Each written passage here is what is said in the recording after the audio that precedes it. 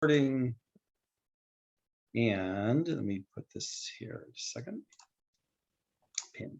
Okay. Before we get started, a couple points of information, a few. First, I hope you all had a wonderful Pesach. Baruch Hashem, it was great for us. Second of all, I got something going on with the tooth, and that is causing me a lot of fun. So hopefully we'll make it through without me in too much pain. Next, we're going to begin and read through Perek Zion in Ezra. We'll give a little background where we're holding in a minute. And in addition to the reading the Perek, we're also going to start off with a bit of an introduction to the chapter, which is very necessary. Until now, the first 6 chapters of Sefer Ezra have dealt with pretty much everybody but Ezra. And we mentioned this at the very beginning when we first started, that he wasn't going to show up until this chapter, until the 7th chapter, for various reasons.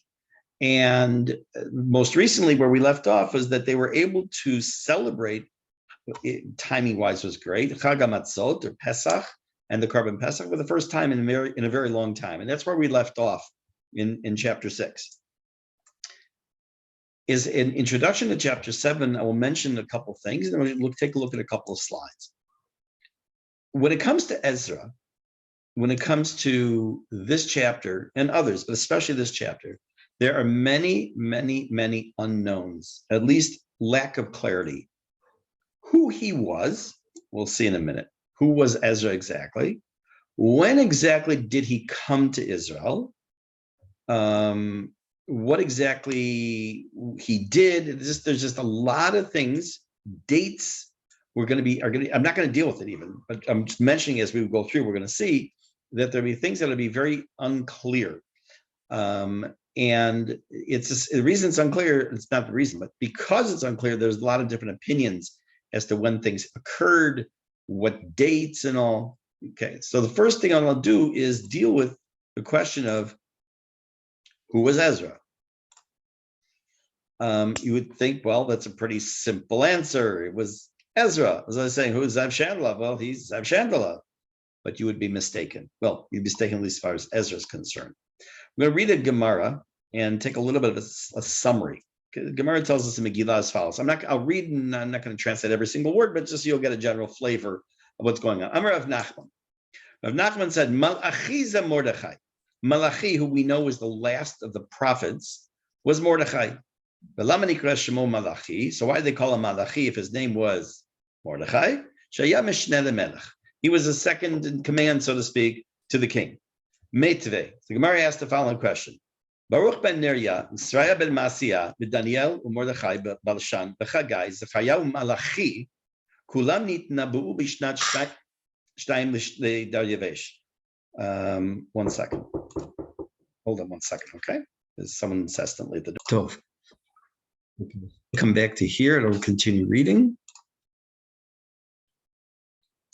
So the Gemara points out that in a list of names that gave prophecy in the time of Daryavesh, you'll see names Mordechai's mentioned and also Malachi's mentioned. So obviously he couldn't have been the same person.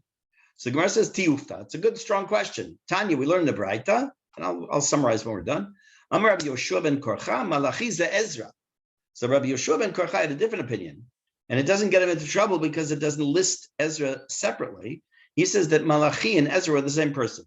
And again, that means that Malachi, according to Rabbi Yoshua, who gave prophecy, was the last of the prophets, was Ezra. They were one of the same people. The Chachamim omrim Malachi Shemo. And others say his name was Malachi.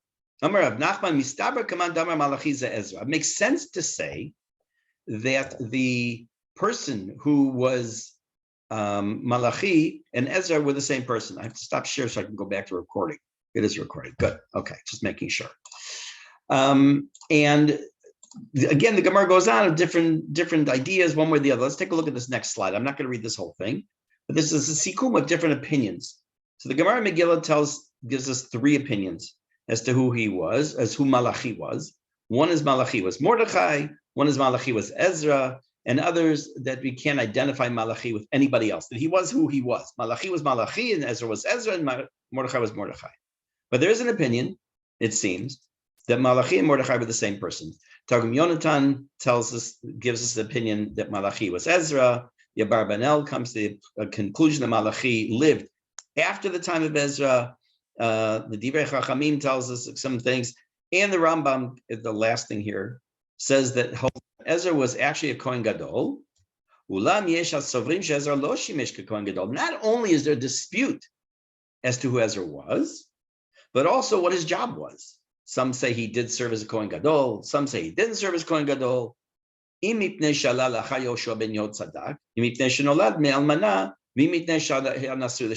For multiple possible reasons, there are opinions that Ezra did not serve as the Kohen Gadol.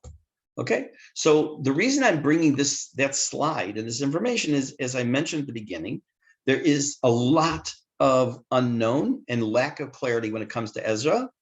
First and foremost is who he was. There's other opinions, by the way, which we are not going to look at, that his name wasn't even Ezra, that his name was Azariah. And I know that's the name of at least one child of a member of this group, and that that was a shortened name. Why all this confusion? Why all this lack of information or clarity? It really goes with this time period. If you remember back when we first started Ezra, you remember that there was this whole topic of like all these missing years and the different opinions of the countings. So there's a lot that is not clear, and I'm not going to try to resolve it because it's way beyond the scope of my ability to do. I think someone needs to do a doctoral thesis and try to do all these, come with all this idea and put it all together. Okay, that's fine. So let's take it off the screen share. And I'm going to read, what I'm going to do now is I want to read the chapter, maybe present a couple questions along the way, and then we're going to go back and look at some of these ideas. By the way, we're going to stop tonight about 2 minutes short. I'm going to run across the street tomorrow at 7:45. Okay. So we're beginning chapter 7, Perek Zayin in Ezra. And after these things, the Malchuta Tarshachsta Melech Paras, during the time when the king Artaxerxes ruled Persia, Ezra ben Seraiah ben Azariah ben Chilkiah. Now you'll notice it says it as Ezra, and it says the son of Seraiah, who was the son of Azariah. So it could have been named for his grandfather, according to the ones who said his name was Azariah. Others say it wasn't his name. Again, immaterial at the moment. But notice chapter Pasuk 1, 2, 3, 4, and 5. All are a list of his lineage.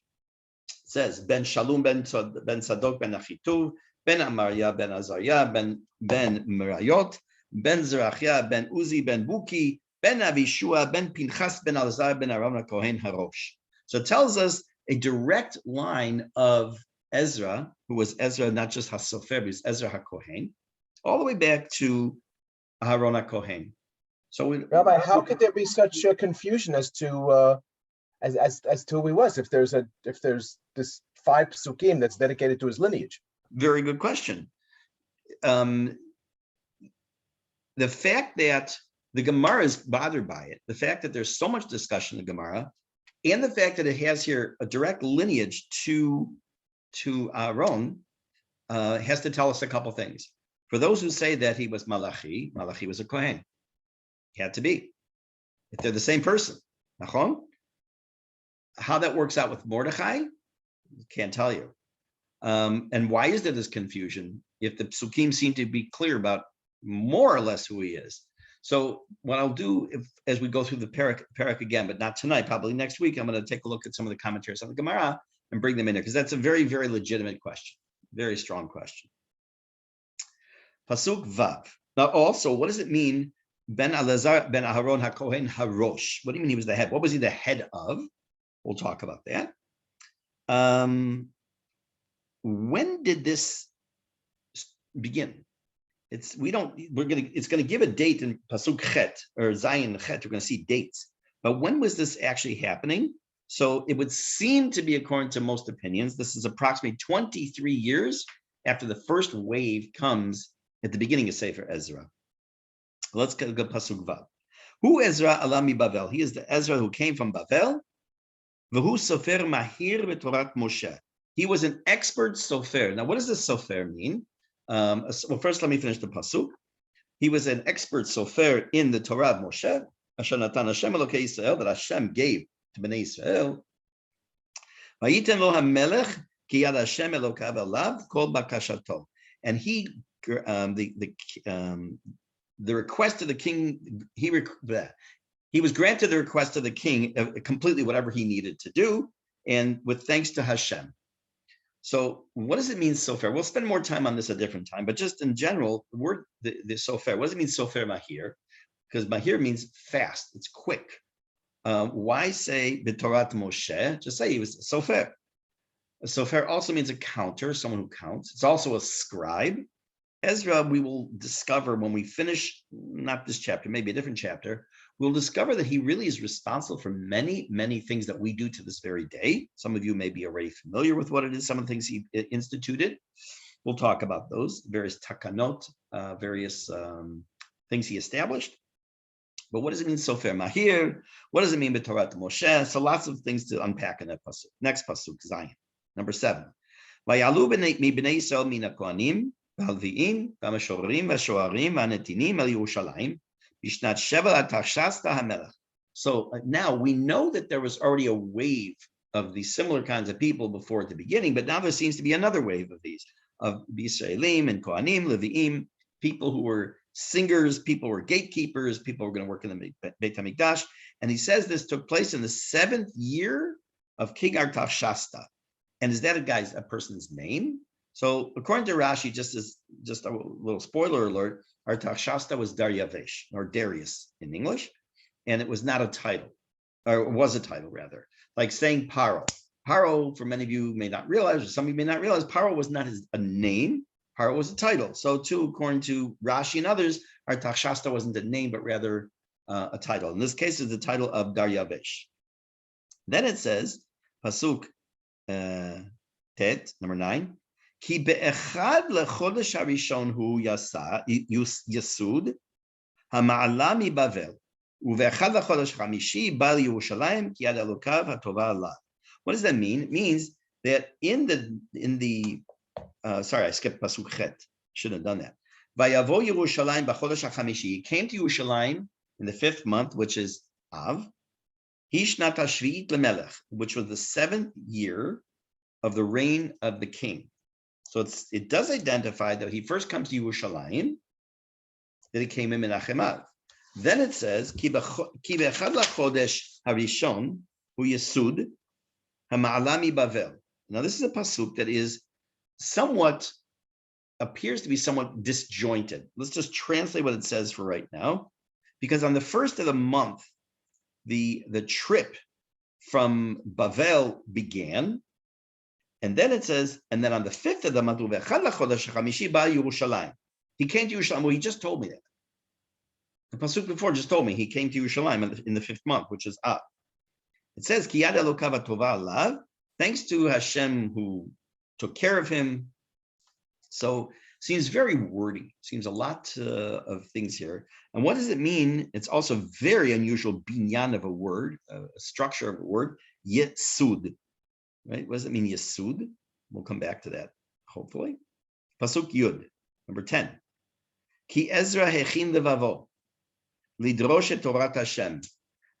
What did Ezra do? The first thing we're told about Ezra, his title was that he was a sofer mahir. Sofer mahir could mean, again, he could be quick, diligent, exacting. Now we're told something a little bit more specific, that what did he do? He dedicated himself to the study and teaching of Torat Hashem, v'lasot ulelamed b'Yisrael chok u'mishpat, to observe the Torah, to teach its laws and all its rules to Bnei Israel. Now let's spend a minute on this pasuk. There is, in my opinion, a superfluous word, and I don't see any comments on this, at least as far as I looked. And I want to spend a minute on it. We know that this time period is tenuous at best of the level of knowledge of Am Yisrael while they are now in Israel. It wasn't the highest level of learning that was going on before they come on Aliyah, the first wave. Some of the people who came were from a lower caste, C-A-S-T-E, There were definitely Talmidei Chachamim. Also, we know that there were Nevi'im that came there as well. But Ezra's job, so to speak, was to teach Torah, to promulgate Torah, to make sure that people learn Torah. We will see that he establishes certain times when we read the Torah to this very day. But there's a word here that is that if I were writing this, I may not have included.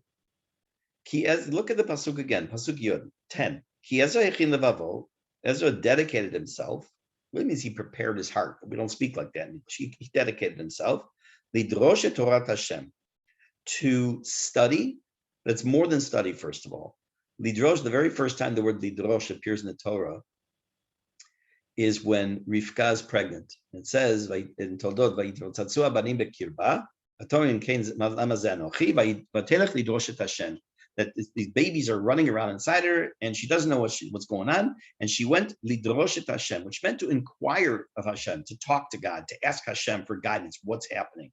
So it's more than just to teach, it's also his connection to Hashem to this. But what does it say there? It says the next word, vila asot ulalamed b'Yisrael chok mishpat. Now we do have in davening multiple times where we have the expression lilmod ulamed lishmor vila asot, to teach, to learn, or learn to teach, to do, right? To keep. But it would seem that in this particular pasuk, the word vila asot would appear to be, which means to do, extra. Because his point of the pasuk is that he learns Torah and he's teaching Torah. And I think, in my humble opinion, that there's a reason that puts this word in here. Remember, we said a myriad of times already that one of the reasons we learn Navi today, 1,000 years ago, 1,000 years from now, is because the word of the Navi is forever, meaning that there's always something to learn in modern times, whatever the Navi is telling us. And here we're hearing something very important. Ezra is trying to build a new foundation religiously for Am Yisrael, to really shore up what's, I wouldn't say crumbling, but is in not the greatest shape. And he doesn't just lidrosh et Torah. He doesn't just learn the Torah. He doesn't just teach the Torah, but also vila asot. He's also doing. He's also keeping the mitzvot. He's acting as a model of what it means to live a life of Torah. Sadly, there are plenty of people who get up and pound on a pulpit and tell you what to do and how to live their life and how to keep mitzvot. And unfortunately, they turn around and they're not necessarily living the most yashar life. Happens. Sadly, it happens. But one of the things we're being told here is that he, as we would say in modern English, he walked the walk and he talked the talk. He wasn't just teaching and saying, here's what you should do, and here's what you should do, here's what I should do, and here's how I'm doing it, and here's what I can teach you about how to do that. So let's take a look at the next pasuk, in pasuk Yud Aleph. There is a letter that is written that the king gives to Ezra. We are used to being, I'm going to leave politics out of this, I hope. We're used to being a sovereign country. You know, until 1948, the British told us what to do, or the Ottomans told us what to do, the Turks told us what to do, and the Greeks told us what to do, the Romans told us what to do, da, da, da, da, da, da. Now the United States tells us. That's a different story. Oh, I wasn't going to bring politics in. But in this time period, where we had a benevolent leader, a benevolent king, Daryavish, before him, a couple generations back, we had Koresh. Things did not happen unless the king was allowing it to happen. Obviously, the King of Kings, Hashem himself. I'm not talking about that now. I'm talking about politically right now. So for the fact for Ezra to go, for the Jews to go initially, was permitted by Koresh. And then came the work stoppage for a number of years. And then Daryavish permits the work to continue after the Jews send a letter to the king and say, here's what your Koresh had promised, da, da, da, da. Now Ezra, who is the leader of Am Yisrael at this time, and we'll see when we get to the Sefer Nehemiah how that works out as far as the two of them, is going now to Israel. If you're a king, you have to think always that someone's after your throne. Let me take a parenthetical break here and explain to you what I'm talking about. I'm almost sure I talked about this at one time already in what we did say for Ezra, but I'm going to mention it again. In Talmud Yerushalmi, there are many Masechtot that deal with Beit HaMikdash. Sorry, Talmud Bavli, the 10 many Masechtot, there's Chulin and Bechorot and Tamid, many Gemaras that deal with the topic of Beit HaMikdash. In Talmud Yerushalmi, there's almost nothing, and you would think it'd be just the opposite. You would think that Yerushalmi would have plenty, and Bavli would have almost nothing. So they have it in Bavli because it is giving them hope for a future. But Yerushalmi had to leave it off because it would look like they were trying to reestablish Beit HaMikdash, and they were concerned that, of course, that there's still Mishnah. They didn't learn Gemara. They did. Of course, they learned Gemara. They learned the Mishnayot and talked about it, but they didn't commit it to writing because of the potential political fallout of making it look to the whatever time period it was, which was approximately the same time as Bavli was being promulgated, about the 500, approximately year 500, 300, 500. That there would be a problem with the king or whoever was the governor, the Roman governor at the time, looking like the Jews are trying to revolt. And they're going to build themselves their own Beit HaMikdash. Here you have the man who was the leader of the Jewish community in Persia, Ezra. We'll see that not only did Nehemiah, when we come to him, was he one of the leaders, but he worked for the king. He worked in the king's employ. He was very close to the king. Ezra's leaving, and he's going to go to Israel. So as the king, he might be concerned that, hey, maybe he's, firstly, he has to get permission to go. Second of all, maybe he's going to try and reestablish something there that's going to fly in the face of what the king wants.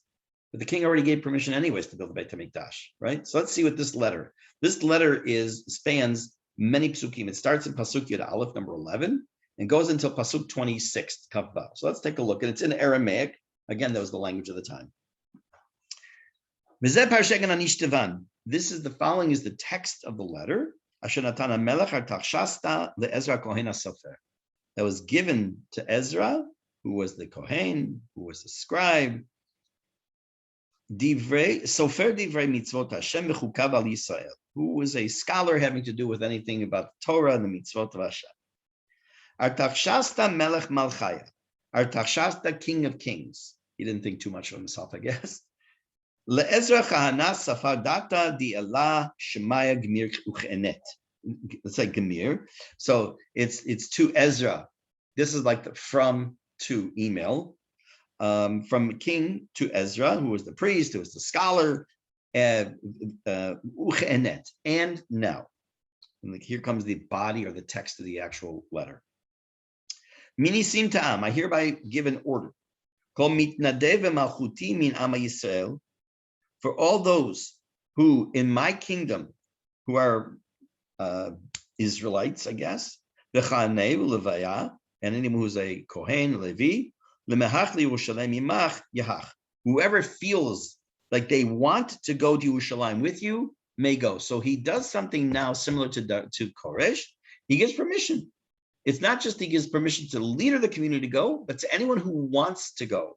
But you'll notice that he specifically says, whoever is mitnadev, they have like this compelling desire. They want to volunteer to go. He's not telling people to leave. But he does say the doors are wide open. And the doors are wide open. You want to make Aliyah? Go right ahead. I'm going to establish Nefesh B'Nefesh to help you. And you can only do what your ancestors dreamed of. And it's hard to believe that people wouldn't go on Aliyah when the doors are wide open, except, again, today. Number 14, Yud Daled. Kol Kabel di min kadam malka v'shivat yatohi shliach v'vakar al Yehudi liYerushalayim b'dat elach dividach. You are hereby charged with by the king and his 7 advisors to be in charge of Yehuda and Yerushalayim area according to your law, which is in your hands. Meaning, he's not only giving permission to Ezra to leave, he's not only giving permission to the Kohanim, the Levi'im, and others Israelim to leave, he's also telling that you can run Yerushalayim in the area of Judea how you want. It can be run in a Torah fashion. Notice what he says. He doesn't say run it on however you want. Bidat elahach dividach. Run it based on Torah. Tetvav 15. Ulehevala kisaf udahav. And also you can bring free will offerings of silver and gold. Di malka viatoi hitnadvu le'ela Yisrael v'Yerushalem mishkanei, which the king and his advisors made to Hashem, the God of Israel, who lives in Jerusalem. He's also giving him stuff. V'chol kisaf udahav, and any silver and gold, di tehashkach, that you might find v'chol medinat Bavel. Notice what he's saying. Bavel was massive. He says, any gold and any silver that you might find in the province of Bavel, im hitnadvut ama, in addition to whatever free will offerings the people may give, means they have silver and gold, they're going to give it to you to take with. Mitnadvin, levet elahom div Yerushalem, that the people and the Kohanim will bring to the house of Hashem in Jerusalem. Kol kovel dina asparna tikne bechaspa dina. What are you going to do with all that? You will therefore buy with this money. What are you going to buy? Torin, dichrin, imrin. You're going to buy bulls, rams, and lambs. Umin chaton benis kehon, and also meal offerings, and an English word is libations. Utekarev himo al madvacha di beit halachem halachom di Yerushalem. And what are you going to do with them? You're going to offer them on the altar of the house of Hashem in Yerushalayim. He keeps repeating in the house of God, in the house of God, in Yerushalayim. The lineage of Daryavish and Koresh, Jewish, not Jewish, partially Jewish and all, is also subject to debate. Whether he was Jewish, not Jewish, half Jewish, whatever that even means, he did have a very clear vision of how he wanted Jerusalem to look, how he wanted the Jewish people to look, how he wanted this. He, in a sense, it almost sounds like if you're going to do it right. Not just do it backwards and partially. Yudet 19. Uma dialach v'alechach yetav bishar kaspa udadahava lemevad. Now, they would have leftover gold and silver. What were they supposed to do with it? You could do with it what you want, kirut elacham ta'avdun, in accordance with the will of Hashem. Very important pasuk. It is amazing how much you can learn from psukim that are not meant, at least on surface, to teach you a lesson. And this is one of those psukim. Just like we saw before that it talks about that Ezra not only taught, but he also did, he himself lived a religious life, whatever that even means nowadays. But here we're seeing, he says, look, you're going to have extra money. Where does that money go? It doesn't go into your re-election campaign. It doesn't go into your nephew's pocket. It doesn't go to protect somebody's interests. It is used for what would be necessary according to the will of Hashem, meaning Kodesh. There is a whole series of Gemaras and topics about what happens called Tamura. Let's say you have something that's hekdesh, something that's holy, you have an animal. And then you decide you want to transfer the Kedusha to another animal, and how both of them stay hekdesh now and all. And how when you can transfer Kedusha, when you can't. We know this concept of transferring Kedusha when it comes to Trumot and Masrot and Maser Sheni and all that, and transferring onto a coin. So the idea exists, but it always has to maintain some level of Kedusha. There has to be something with those funds. We know that, for example, you're only allowed to sell Tashmishei Kedusha, items that are used for Torah purposes, for a higher level of purchase. So if, for example, the cloth that covers the Shulchan, where you read the Torah, if you sell it, you can only buy something that's on a higher level of Kedusha. You can almost never sell a Sefer Torah, with a couple of exceptions, and only then for obviously very important, whether it's the Pidyon Shvuim, someone who is a captive, getting another Sefer Torah. So, but the point being here is those last few words, which says, Kireut elach, I gotta take these last off, elachom ta'avdun. You have to do it within what's in accordance with the will of Hashem. That's what you can use that extra money for. Continue. Yutet, number 19. Umania di metiavyahin lach lefochan bet elach hashlem kodam elal Yerushalem. And the utensils for the service, for the use in the house of Hashem, are given to you. and I want you to deliver them to God in Jerusalem. But it's like say, dear God, here's your stuff. Now, this is likely, we'll see when we get back this next week or the week after, likely the utensils that we talked about before that Koresh took out of the storehouses that Nebuchadnezzar had brought from Yerushalayim when he captured it back to Babel. Kaf, number 20. Ushar chashchut beit alahach. Any other things that are necessary and needed for the house of Hashem, the pelach lemintan, that will that means falls for your availability or your supplies. Tintain min beit kinzei malka. How magnanimous was he? If you fall short, in other words, you don't have a surplus, you're short. Where are you going to get the money from? The royal treasury. Kafalef. Uminiana Takshasta Malka Simteim. I, therefore, King Artaxasta, hereby issue a decree. L'chol Gizberaya, to all the treasurers, di Ba'avar Nahara, who are on the other side of the river. Dichol di yesh inchon Ezra Kahana Safar Data di Alaha Shmaya Tasparna Yit Avid. Anything that Ezra requests, he's basically telling, let's put it in terms of the country that some of us may not recognize.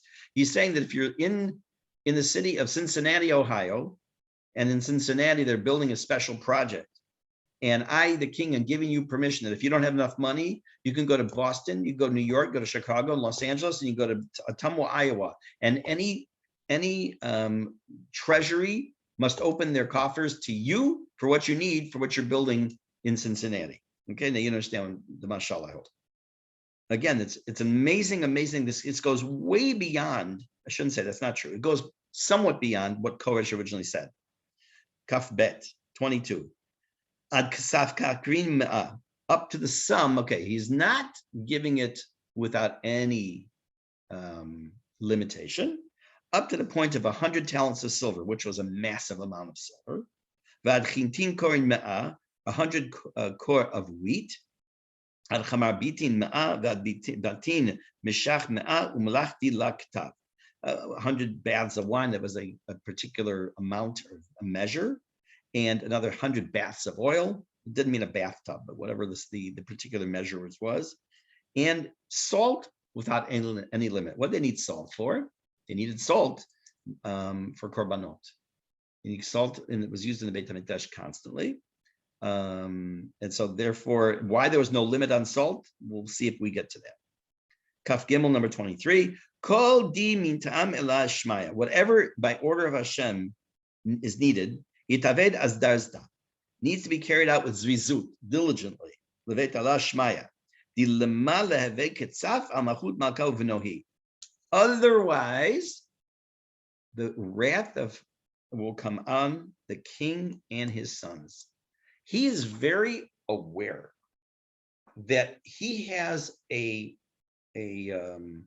spiritual duty here to God.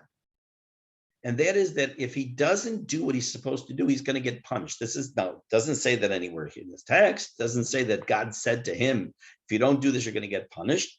Whether this is just his perspective or his understanding of Jewish history. Was it a Masorah of some kind that he had from his prior kings? Don't know. We'll see. But he was was very understanding of the situation. 24, Kaf Daled. Ulechom mehodiin dichol kahanya v'levai v'zamraya taraya tinaya upalchei beit alahana dina. Furthermore, I suggest to you that it is not okay to give any kind of a tax on land, on any Kohen, Levi, any singer, any gatekeeper, any other servant, or any other servant of House of God. They would be able to work without any worry of having to pay taxes to the government, those who are working in and for the Beit HaMikdash. Kaf Hey. ועד איזה כחוכמת אלוהך דיבדך מני שפטים ודיינים דלעוון דנין לכל עמה דבעבר נהרה וכל ידי דתי אלוהך ודילה ידע דתו דהון. And you, Ezra, remember this is he's wrapping up his letter now. by the divine wisdom that you have, you should appoint judges to judge the people beyond the river who know the laws and to teach those who do not know them. He's not only telling them to teach Torah, he's telling him, Shoftim v'shotrim titen lecha b'chol she'arecha. Parshat Shoftim in Sefer Dvarim begins, you should place judges and policemen in all the gates of your cities. And he's telling him basically to do that, set up a judicial system.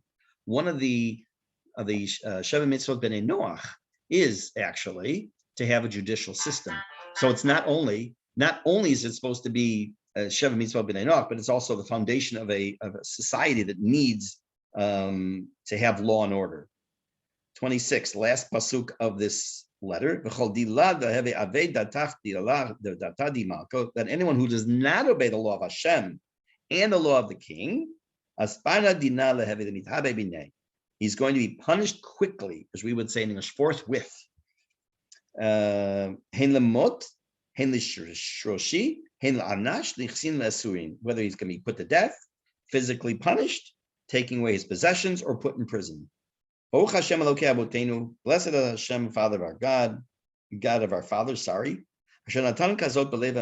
put this into the heart of the king. So evidently there is some, I don't say in quotes, Ruach HaKodesh, that these ideas came to him to put into writing. L'fa'er et Beit Hashem asher b'Yerushalayim. Va'alai hita chesed lifnei hamelech v'yoatzav, who is inclined, the king and his counselors and his officers,